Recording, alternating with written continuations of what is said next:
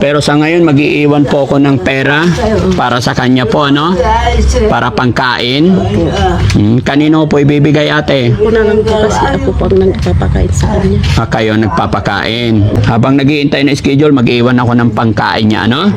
Hindi, ang kuhan, dapat meron din sa akin din ako ang nagbibili ng pangkain niya, ako ang nagkuhan dyan. Kung nagbibili ng pagkain niya, may mga kuhan, kung naglalagay dito, dapat bigyan niya, hindi sila dapat kahit na hatiin namin, pwede. And ako na lang kasi ako ang nagpapakain ng umaga, tanghali. Umaga, Gabi siya lang ako magbibigay ng gamot sa kanya, ako ang nagpapagamot. merienda niya. Ako ang nagkuhan sa kanya, kami ang nagsasama dati. Kayo nagsasama dati. Ako ang gumagamot dyan, nagpapagamot. Ako ang nagagastos. Hindi sila. Ako na lang bigyan niyo. Ako ang kasama niya dito. Sinusuporta Ako niya. ang nag-aalaga. Dapat bayan sa akin dahil ako ang susuporta rin. Ken. May nag-interview kay Janice. Hello po, sir. Magandang hapon po. Ano? Asawa niya. Kayo po pala asawa niya, sir. Ano pangalan niyo, sir? Mama Tasyong. Mama Tasyong. Tinatanong kayo. Ano daw pangalan niyo? Ano sa dyan niya? Kaya dyan eh. May nag-message po kasi sa amin, sir, na humingi sila ng tulong. Ako po si Daddy Frankie. Dahil ginukuha sa akin, ginulong dito. Asawa ko yan. Ako ang nagpapagamot. Ako ang nagpapagamot dati. Wala nang gastos ako. Ano nang gagastos? Ganun ang ginagawa nila. Tapos ako kinulang nila dito. Ano po? Ako ang nagagastos dyan sa magpapagamot sa kanya noon. Opo. Tapos, Gumaling na. Tapos kinulong dito, ginawa ng bahay. Kinuha sa akin. kinuha sa inyo. Oo. Wala naman ang pagpapagamot. Ako naman ang Pero ano nangyari? Ba't naggaganyan siya ulit? Siyempre. Hindi na nagagamot. Di Mga ganyan. Ano bang balak niyo sa asawa ko? Tinignan lang po namin kasi nga po may nag-message po sa amin, humingi sila ng tulong. Ako po si Daddy Frankie po, kami po yung mga tumutulong sa mga taong may kapansanan. Gumagawa kami ng paraan paano maipagamot. Noon, ako ang pinapagamot ko buwan-buwan yan. Pinapahindigan ko sa lagupan. Kaya nga po, ano po nangyari? Bakit nagkaganyan po siya? Di kinulong nila dito, hindi naman Sabi po kasi ni Ate Tay, ikinulong nila kasi nagwawala, kumbaga wala siya sa sarili. bakit yun nila sa akin, no? Tanan doon sa bahay, ako ang nagpapagamot, ako ang hala ng... Ano pong ibig niyong sabihin, Tay? Dapat sana noon, hindi na kuhan, binigyan sana sa akin. Kung Ano po? Dapat? binigyan na sa akin sana dahil ako naman ang asawa niya. Opo. Ako nagpapagamot talaga. Pasensya na kayo, Tay, ha? Pagdating sa usapin ninyo dyan, wala po kami, hindi kami kasali. Kumbaga, kaya lang kami nagpunta dito. Anong bala niyo ba dito sa asawa ko na kuhan? Tay, makinig ka muna, Tay. Oo. Pagdating sa, kasi naramdaman ko parang mayroon yata kayo hindi pagkakaunawaan sa pamilya ni ate at saka sa inyo. Pagdating po sa usapin na yon, labas po kami dyan. Kaya lang po kami napunta dito, gusto namin siyang tulungan. Hindi, okay lang, salamat naman. Tutulungan niyo, pero dito lang siya, kukunin niyo. Depende pa po yun, Tay. Depende pa po sa Pero kung anong balak niyo, gagamutin niyo, tutulungan niyo siya, okay lang. Opo. Yun nga po yung reason bakit kaya nandito kami. Okay lang po ba sa inyo? Oo, okay lang. Salamat po. May anak po ba kayo, Tay? Wala, hindi nga siya naganak eh. Hindi kayo nagkaroon ng anak. Ako sa unang asawa ko, ang dami ko anak. Sa una nyo asawa. So, ibig sabihin, pangalawang asawa nyo po siya. Wala na akong asawa noon eh. Nabalo na kayo bago nyo siya asawahin. Oo. Pero wala pa siyang problema nung nagsama kayo. Wala pa noon. Mayroon pa unti-unti na noon, pero grabe oh. Opo, wala na po siyang alam, tay. Pag kinausap mo siya, tay, may kilala ka pa po niya? Ay, Janice, tabak mo ni ko na. Tayo, Kausapin mo nga, tay, kung makikilala ka niya.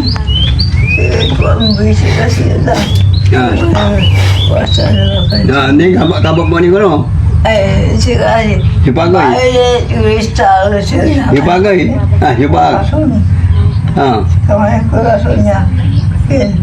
Si Pag ni. Uy. Si Pag kuno. Sige. Ate, pakitawag nga si ate, Wala na. yung nag-aalaga. Hindi, nag-aalaga. Tandito lang, kinukulong yun. Ate, ito po. So ate, babalik ako dito kung anong mapagdesisyonan ng aking team. Pero sa ngayon, mag-iiwan po ako ng pera para sa kanya po, ano? Para pangkain. Kanino po ibibigay, ate? Ako na lang po kasi ako pang nagpapakain sa kanya. Kayo nagpapakain. Nilulutuhan ko siya. Kayo nagluluto. Salamat sa iyo, ate. Napakabuti ng iyong puso, ano? Huwag mo siyang pababayaan. May pag-asa pa. Basta wag lang natin sukuan. Opo. Pero kung pababayaan natin siyang ganyan, wala nang mangyayari. Papayat lang siya ng papayat. Ano po? Opo. So, hanggat wala pa akong schedule, ate, hindi pa tayo nakakagawa ng schedule, hintayin nyo lang yung balik ko dito. Habang nag-iintay na schedule, mag-iwan ako ng pangkain niya, ano? Okay.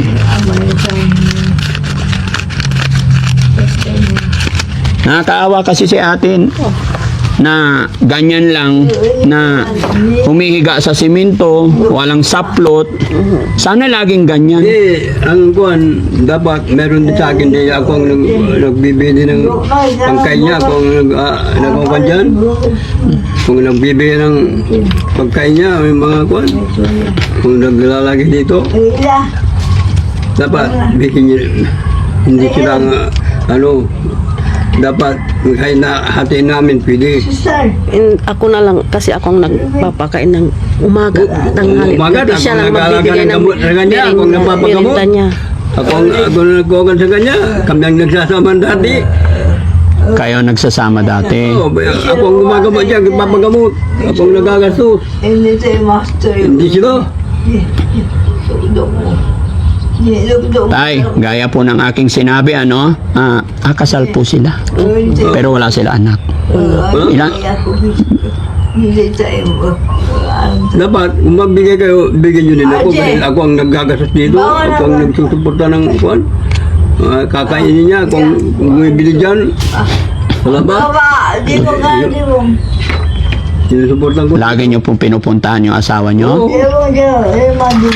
Saka ako ang nagpapagamot dyan. Ako ang dati, ako ang lahat. Walang iba ako.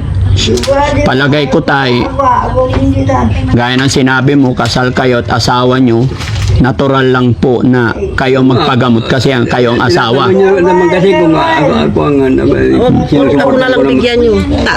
Ako ang kasama niya dito. sinusuporta Ako niya. ang nag-aalaga. Dapat bayan sa akin dahil ako ang susuporta rin. Tay, yung pera po kasi na ito, hindi po mapupunta kung kanino man po. Etong perang ibibigay ko para sa kanya po. Asawa nga niya ako ang nagsusuporta rin dyan ng mga gamot dapat mayroon sa akin. Pero tay, Hindi lang.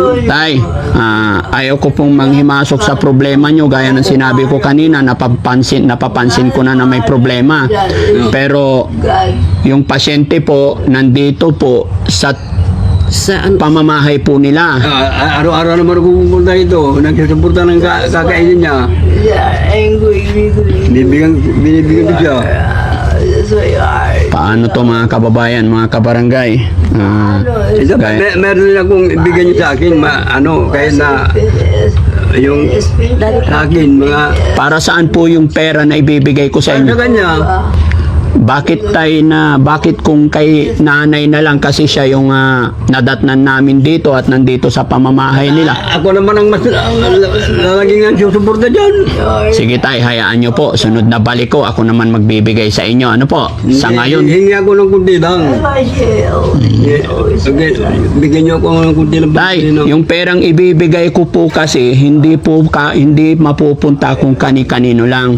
Ibibigay ang perang ito para po sa pasyente natin. Kasi pasyente, ako pa ang kumibili ng gamot niyan eh. Oo. Pero sa ngayon tay, ilang buwan, 2 taon na sa nakikita ko wala na siyang iniinom na gamot. Kung ininom ng gamot, May napapainom pa ba na gamot tay? Pinagamot. Wala na po. Wala na po lang ginawa nila dito, pero ako ang nagpapagamot dyan, magmula noon. Sige tay, ganito na lang po tay ha. Hindi, hingi din ako ng kunti lang, kaya na bigyan niyo ako ng... Tay, para saan po yung hihingiin ninyo, guys? Susuporta ko sa kanya. Bakit hindi na lang po dito dahil siya po ang nag-aalaga? Dito naman po siya nakatira. Nag-aalaga ta. Hindi sila kung nag-aalaga.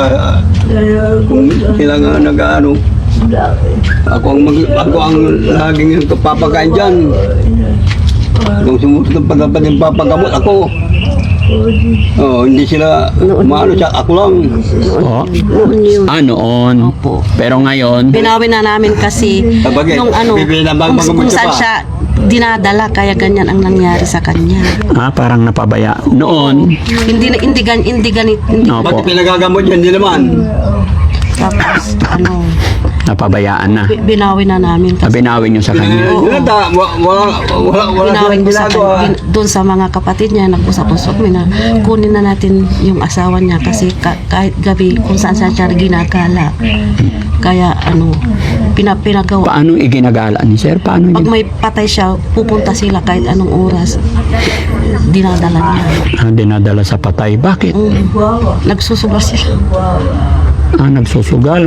Yan, kung pumunta, hindi ko dinadala yan. Kaya binawi na namin sa kanya. Ako lang ang papagamot yan, mamulano, wala kang ginagawa, wala kang ginagawa.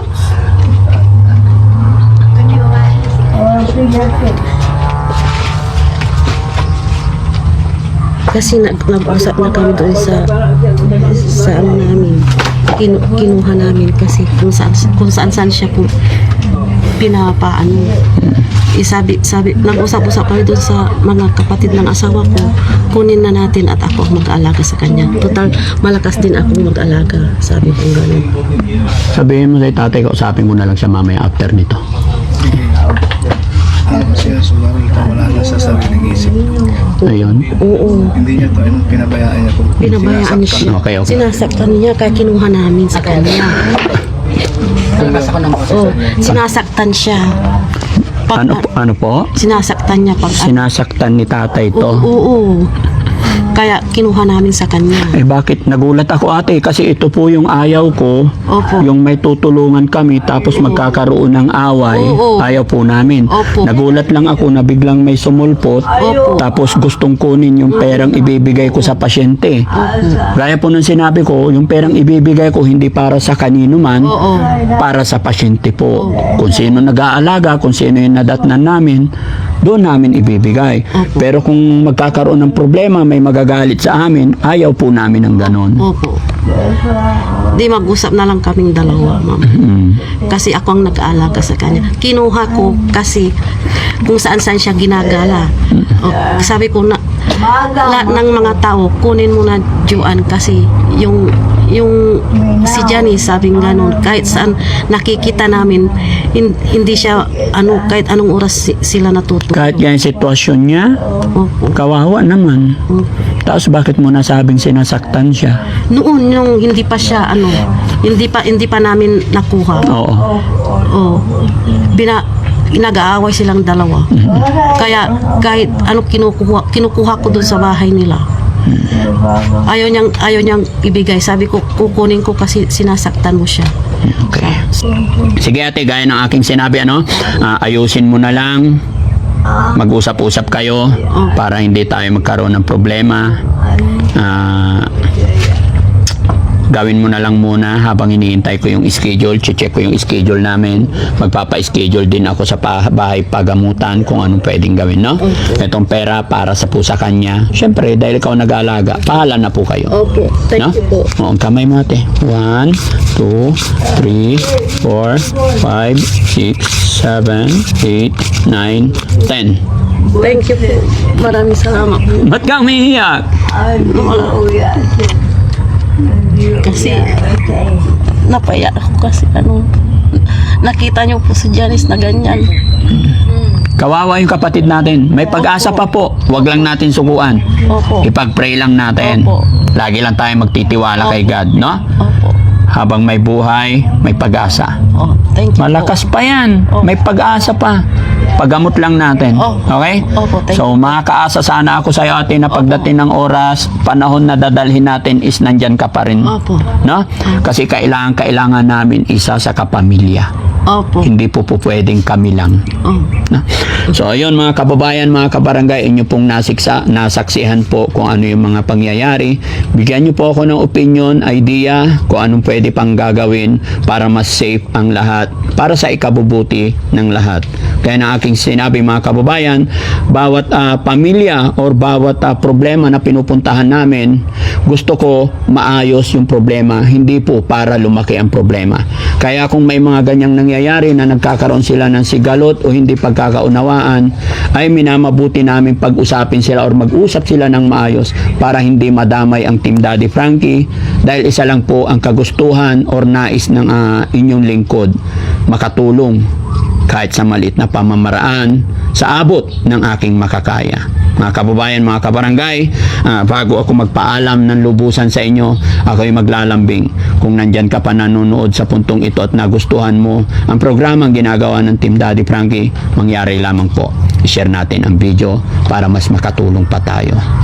At syempre mga kababayan, ako'y magpapaalala po sa inyo, baka may mga hindi pa nakasubscribe sa aking YouTube channel, pwede kayong mag-subscribe mga kababayan, wala pong bayad yan. At i-click na rin yung bell button para lagi pa kayong ma-update sa mga i-upload pa namin na video. Abangan nyo rin po kung ano ang mangyayari sa pag-uusap po nila dito. Naway pag-pray natin na maging maayos para maluwalhati na madala natin si ate sa pagamutan. At syempre mga kababayan, para lubusan ninyo makilala ang inyong lingkod, may premiere po ako sa aking YouTube channel, 7:08 ng gabi. Maraming salamat. At syempre, supportahan nyo rin po ang aking paboritong asawa, si Aling Rochelle Vlog mga kababayan. May mga upload din po kami doon. Abangan nyo at i-share nyo rin yung mga upload videos namin. Nang sa ganoon, mas makatulong pa tayo. Shoutout po sa ating mga kababayan OFW. Mag-iingat po kayo dyan. Ingatan nyo ang inyong mga sarili. Dahil alam ko po, napakahirap ng sitwasyon ng isang OFW. Kagaya na lang po na nangyari kay ate, na pag-uwi daw po niya, doon na nagsimula, isa na rin ang pagsimula ng kanyang problema.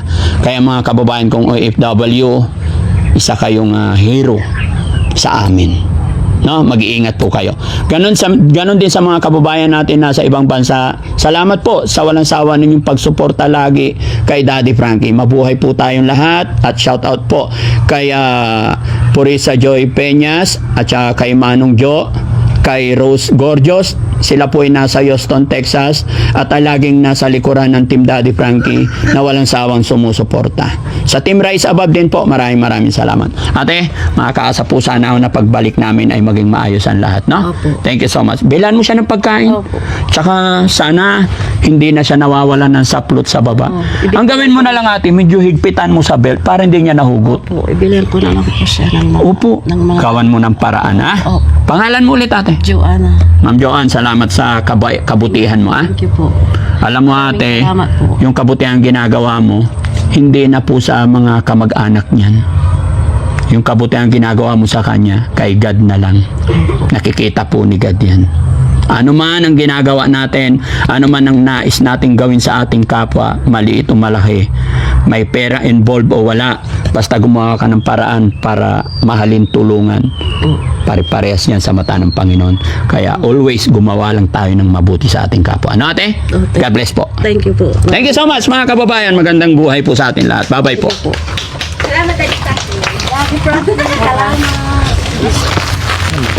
Ate, kain ka?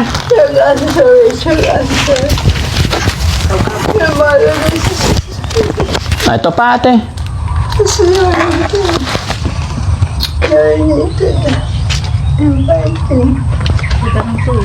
Okay na. Pahingin tubig.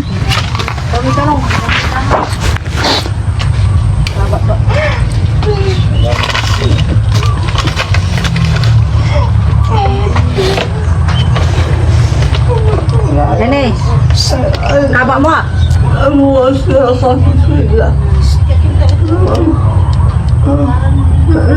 Inom ka. Wag mong albo sa ano Dapat mas Janice. Marisil. Sige po. Thank you po ah. May pupunta pa kasi kami isa. Pinagawan ng bahay.